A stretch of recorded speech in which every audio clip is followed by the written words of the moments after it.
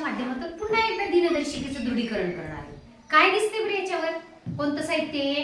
या साहित्याचं नाव काय आहे? आता बघा, आता कोणतं साल सुरू आहे? 2026 आहे, बरोबर आहे. आणि सगळ्यात महत्वाचं म्हणजे दिनदर्शिकेमध्ये कोणकोणते घटक असतात बरं? तारीख आणि महिने, बरोबर. तारीख, हे बघा, तारीख, हे वार आहे आणि हे काय? महिने, बरोबर आहे. तुम्हाला किती पासून किती पर्यंतचे अंक दिसतात सांगा बरं? दाखवलं तरी चालतं. 1 पासून 31 पर्यंत बघा, दिसते की नाही? आणि आता आणि वार कुठून कुठपर्यंत येतात? सोमवार पासून रविवार पर्यंत, बरोबर आहे.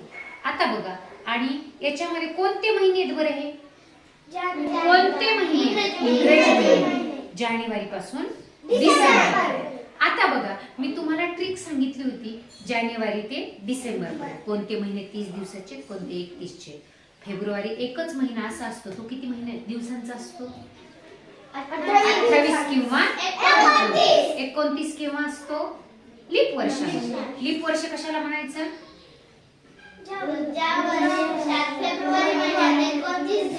त्याला लीप वर्ष म्हणायचं.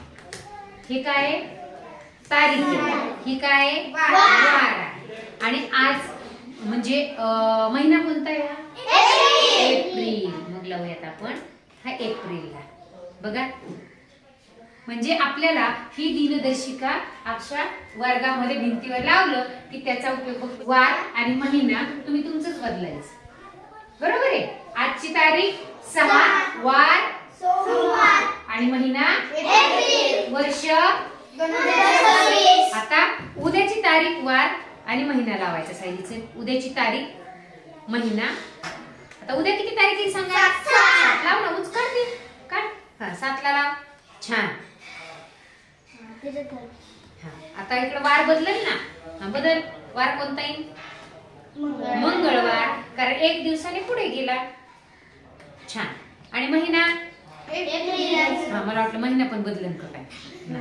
याच्या खाली बघा 2027 पण आहे,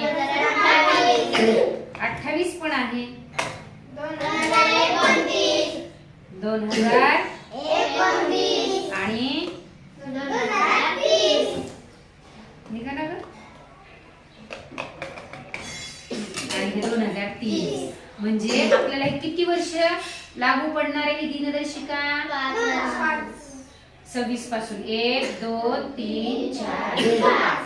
आता सध्या आपण याला लावून टाकूया. आता सध्या आपलं कोणतं वर्ष सुरू आहे?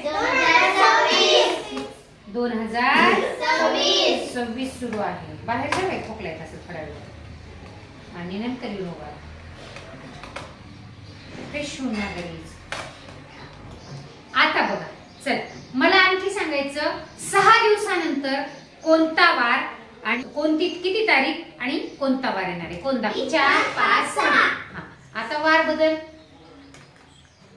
1, 2, 3, 4, 5. दिसू द्या. आता 6 दिवसानंतर, 7 नंतर 6 दिवसानंतर, 7 नंतर 6 दिवसानंतर 13 तारीख आली आणि वार कोणता आला? सोमवार. आता मला 13 नंतर 3 दिवसांनी येणारी तारीख आणि वार चेंज करून दाखवायचा. 3 दिवसांनी. चल मानी, आधी बघायचं, मोजत चालायचं. 3 दिवसांनी 1, 2, 3. हा, लाव. चल 3 दिवसांनी कोणती तारीख आली? सोमवार. सरळ. हा, आता वार चेंज कर. 3 दिवसांनी मग 1, 2, 3. हा, कोणता वार येईल? गुरुवार. महिना चेंज होईल का? नाही. आता मला याचा वापर कशासाठी सांगा मला पटकन. याचा उपयोग आपल्याला या दिनदर्शिकेच्या माध्यमातून कळणार आहे. दिनदर्शिका उपयोगी आहे की नाही? आणि किती वर्षासाठी आहे? 5 वर्षासाठी दिनदर्शिका आलेली. छान.